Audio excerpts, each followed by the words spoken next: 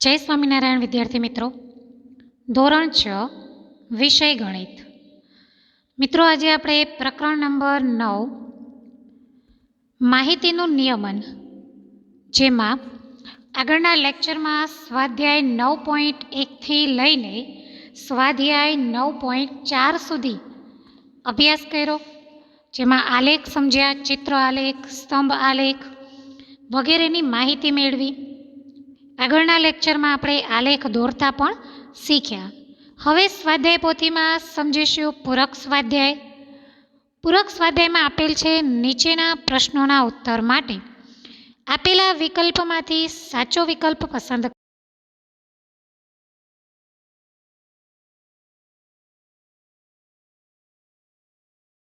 અને વિકલ્પો આપ્યા છે જેને આપણે સમજીશું. તો જોઈએ, પહેલો વિકલ્પ છે માહિતીના કેટલા પ્રકાર છે? માહિતીના કેટલા પ્રકાર છે? તો તમને અહીંયા વિકલ્પો આપ્યા છે એ, બી, સી અને ડી. એમાં છે 1, બી 2, સી 3 અને ડીમાં છે 4. તો માહિતીના જે પ્રકાર છે એ કેટલા છે? માહિતીના કેટલા પ્રકાર પડે છે?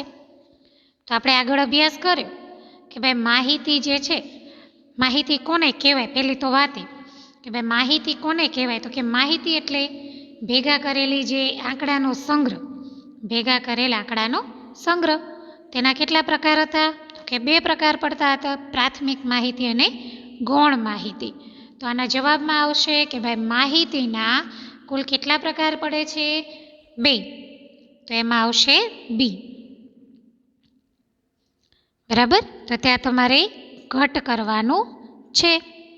જે બી છે ને એના ઉપર એ રાઉન્ડમાં તમારે પેન્સિલની મદદથી ઘટ કરવાનું છે. ચલો, બીજો વિકલ્પ છે પોતાના દ્વારા એકત્રિત કરેલી માહિતીને શું કહેવાય? પોતાના દ્વારા એકત્રિત કરેલી માહિતીને શું કહેવાય? તો આપણે જોયું કે ભાઈ માહિતીના 2 પ્રકાર પડે છે, જેમાં પ્રાથમિક માહિતી અને ગૌણ માહિતી. તો જે પ્રાથમિક માહિતી છે ને, તો એ પોતાના દ્વારા એકત્રિત કરેલી માહિતી કહેવામાં આવે છે. તમે જાતે એ માહિતીને એકત્રિત કરી છે પોતાના દ્વારા, જે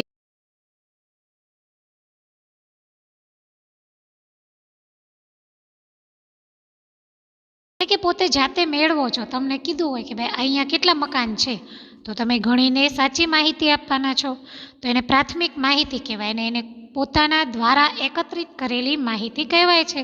તો એમાં આવશે એ, એટલે કે પ્રાથમિક માહિતી. આગળ જોઈએ વિકલ્પ નંબર 3, ચિત્ર આલેખમાં માહિતી શેના દ્વારા દર્શાવાય છે? ચિત્ર આલેખમાં માહિતી શેના દ્વારા દર્શાવાય છે? આવૃત્તિ, લંબ આલેખ, ચિત્ર કે વર્ગ? ચિત્ર આલેખમાં જે માહિતી છે એ શેના દ્વારા દર્શાવાય છે? આવૃત્તિ, લંબ આલેખ, ચિત્ર કે વર્ગ? તો ચિત્રલેખ એટલે કે જે ચિત્રો જોઈને તમે માહિતી સમજી શકાય તેને ચિત્ર આલેખ કહે છે. ચિત્રલેખમાં એવી માહિતી રજૂ થાય કે જે વસ્તુ, ચિત્રો એક જ નજરે માં પ્રશ્નનો જવાબ માટે ઉપયોગી બની જાય છે, એને આપણે ચિત્ર આલેખ કહેતા હતા. ચિત્ર આલેખ દોરવા માટે આપણે સરળ ચિહ્નો વાપરી શકીએ છીએ. જેમ કે તમે જોયું હતું કે આપણે ધારણા કરીને આ પરિસ્થિતિ ઉકેલ મેળવી શકીએ છીએ. કોઈ ચિત્ર આપ્યું હોય તમને, તો એના દ્વારા આપણે એ માહિતી મેળવી શકતા હતા.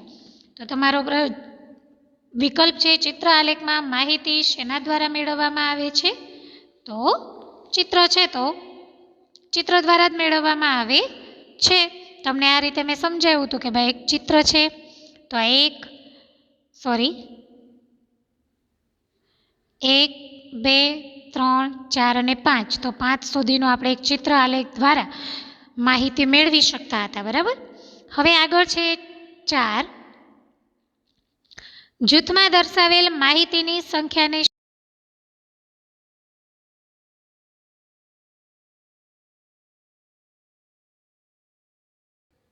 તો એમાં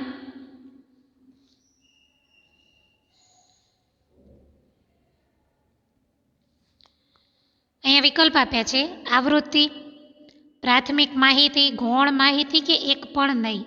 જે જૂથમાં દર્શાવેલી હોય તેવી માહિતીને શું કહેવામાં આવે છે? તો જૂથ એટલે કે સમગ્ર જૂથમાં જે દર્શાવવામાં આવે તો એને આવૃત્તિ કહેવામાં આવે છે. શું કહેવામાં આવે છે? આવૃત્તિ. તો તમારે એના ઉપર ટીક કરીને ગોળ કરવાનું છે. પાંચમો છે, તમને અહીંયા કેટલીક આવૃત્તિ દર્શાવી છે, તમે જોઈ શકો છો એ આવૃત્તિ કેટલી છે. આપણે સંખ્યા લખવાની છે. તો જુઓ મિત્રો, અહીંયા તમને 1 આપ્યા છે અને અહીંયા 5 કરીને આપ્યા છે. તો ટોટલ કેટલા થાય છે? 1 2 3 4 5 અને 6. તો કેટલા થશે? 6. તો તમારે ત્યાં ટીક કરવાનું છે, ત્યાં તમારે ટીક કરવાનું છે. હવે છે ખાલી જગ્યા. નીચેનું દરેક વિધાન સાચું બને તે રીતે ખાલી જગ્યા પૂરો. પહેલી ખાલી જગ્યા છે સમાચાર પત્રકમાંથી મેળવેલ માહિતી ખાલી જગ્યા હોય છે. સમાચાર પત્રકમાંથી મેળવેલ માહિતી કઈ માહિતી હોય છે જે સમાચાર પત્રકમાંથી મળે છે? તો આપણે આગળ વાત કરી કે માહિતીના જે 2 પ્રકાર છે, પ્રાથમિક તો તમે જાતે મેળવો છો અને બીજી માહિતી છે ગૌણ માહિતી. તો આ ગૌણ માહિતી શું છે? તો કે તમે સમાચાર પત્રક, અખબાર વગેરેમાંથી જે માહિતી મળે છે એને ગૌણ માહિતી કહેવાય છે. તો સમાચાર પત્રકમાંથી મેળવેલ જે માહિતી છે, પછી ટેલિવિઝન હોય, સમાચાર એટલે કે ન્યૂઝપેપર હોય, કોઈ પણમાંથી જે માહિતી તમે મેળવો છો એને કેવી માહિતી કહેવાય?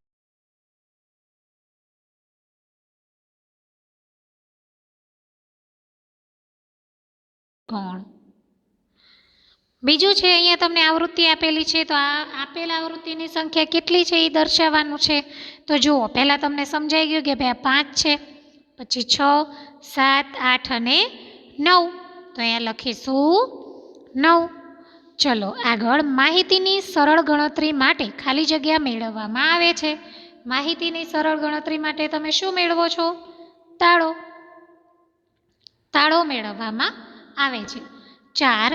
લંબ આલેખમાં 2 સ્તંભ વચ્ચેની ઊંચાઈ ખાલી જગ્યા હોવી જોઈએ. કેટલી હોવી જોઈએ? સરખી હોવી જોઈએ. કેવી હોવી જોઈએ? સરખી. જે તમે આમ સ્તંભ બનાવતા હતા ને, તો આજે આમ 1 અને આ 2 એટલે કે આ બીજો, તો આ બંનેની સરખાઈ હોવી જોઈએ તો તમારો સ્તંભ થાય છે, આ લંબ આલેખ બને છે. જો ઊંચો નીચો હશે, ધારો કે આ અહીંયા લેશો ને આમ, તો આ સ્તંભ તમારો સાચો બનશે નહીં, રોંગ બનશે. આ સ્તંભ જે છે એ સાચો બનશે. હવે આગળ પ્રશ્નોના જવાબ આપ્યા છે, તો જોઈએ આપણે પ્રશ્નો. નીચેના પ્રશ્નોના જવાબ લખો. પહેલું છે માહિતી એટલે શું? કોને કહેવામાં આવે છે માહિતી? તો આપણે માહિતીની વ્યાખ્યા સમજી ગયા હતા કે તમે જે સંખ્યા એકત્રિત કરો છો તેને માહિતી કહે છે. તો આપણે લખીશું એમાં સંખ્યાના એકત્રીકરણને માહિતી કહે છે. ફરી, સંખ્યાના એકત્રીકરણને માહિતી કહે છે. બીજો પ્રશ્ન છે ગૌણ માહિતી એટલે શું? ગૌણ માહિતી કોને કહેવાય? તો જ્યારે તમે પોતાની રીતે માહિતી મેળવો છો ને, તો એ પ્રાથમિક માહિતી છે કે તમે જાતે મેળવો છો. પરંતુ જ્યારે તમે કોઈ બીજા જોડેથી માહિતી મેળવો છો તો એ કેવી માહિતી છે?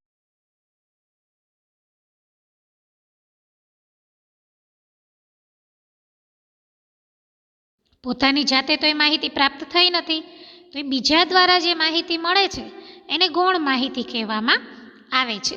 તો એ કેવી માહિતી છે? ગૌણ માહિતી કહેવાય છે. બરાબર? તો એવી માહિતીને આપણે શું કહીશું? ગૌણ માહિતી. બરાબર? તો આપણે લખીશું ગૌણ માહિતી એટલે, તો એમાં લખીશું બીજા દ્વારા એકત્રિત કરેલ માહિતી પરથી મેળવેલ માહિતીને ગૌણ માહિતી કહે છે.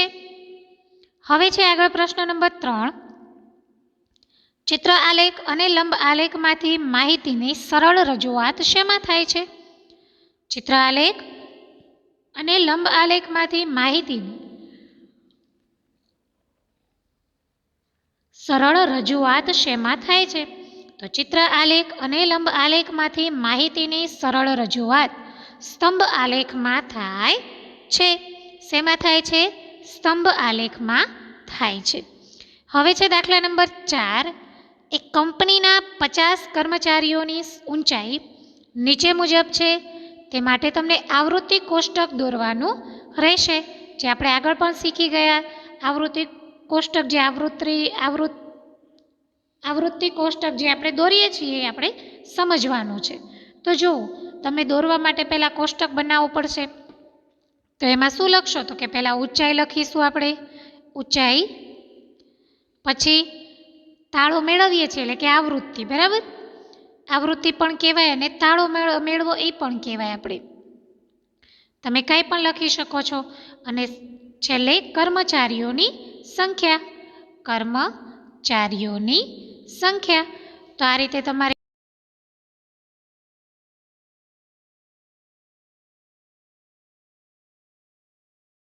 5.2 ટૂંકમાં સંખ્યા નોંધવાની છે. હવે 5.1માં કેટલા છે સભ્યો? તો અહીંયા આપણે શોધવાના છે કે ભાઈ 5.1માં 1 અને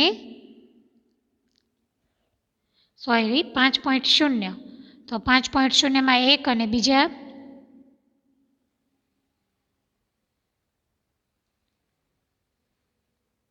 2. કેટલા છે? 2. તો અહીંયા લખીશું 2, અહીંયા આવૃત્તિ બનાવીશું, બરાબર? આ રીતે આપણે આગળ અભ્યાસ કર્યો હતો. એ કોષ્ટક હું તમને બતાવું છું જે મેં દોરેલું છે. તો ચાલો મિત્રો સમજીએ. કંપનીના 50 કર્મચારીઓની ઊંચાઈ આપણે જોઈએ છીએ કે અહીંયા તમને ઊંચાઈ જે છે કે 6.0, 5.5, 5.6, એટલે કે ટૂંકમાં છેલ્લે 5.1 અને 5.2 50 કર્મચારીઓ છે. આ 50 કર્મચારીઓની ઊંચાઈ આપેલી છે. 1, 2, 3 ટોટલ 50 છે, બરાબર? તમે જુઓ છો એટલે કે અહીંયા આપેલી સંખ્યા કેટલી છે? 50. હવે અહીંયા મેં તમને સમજાવ્યું એમ કોષ્ટક પણ મેં દોરેલું છે. તો તમારે એ જ રીતે કોષ્ટક દોરવાનું. એ તાળો મેળવવો લખો તો પણ ચાલે અને આવૃત્તિ લખો તો પણ ચાલે. તાળો એટલા માટે કે મેં હમણાં ખાલી જગ્યામાં આપણે લીધું તાળો મેળવવો, એટલે એ તમને સમજાવે છે કે આ તમે તાળો મેળવો છો, બરાબર? હવે ઊંચાઈ છે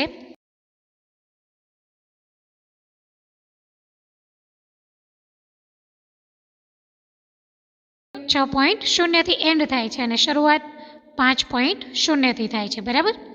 તો જુઓ 5.0 છે તો 5.0માં કેટલી સંખ્યા છે?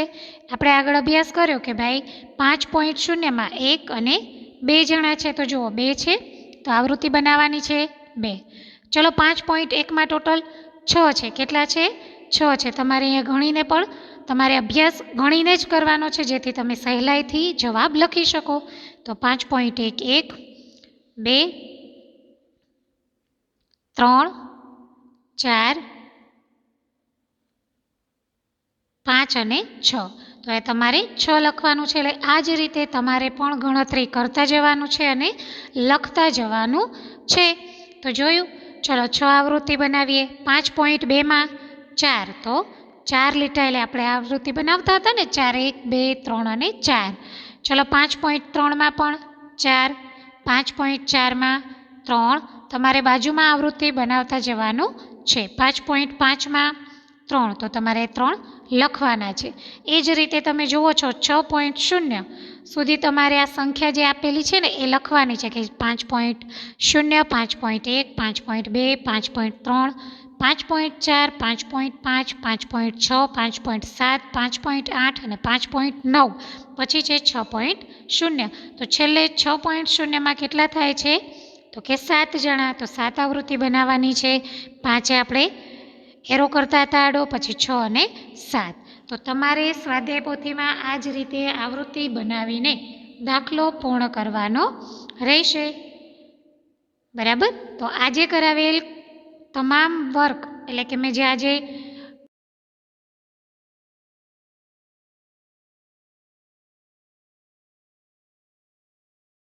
ખાલી જગ્યા દાખલા જે એકમ કસોટી આવે છે એમાં તમારે પ્રકરણ 8 અને પ્રકરણ 9 બેમાંથી પૂછાશે, જે તમારે તૈયાર કરવાનું રહેશે. સ્વાધ્યાય પોથી પૂર્ણ કરીને સાથે સાથે એકમ કસોટીની પણ તૈયારી કરવાની છે અને એકમ કસોટીમાં મોઢે જ લખવાનું છે. જય સ્વામિનારાયણ.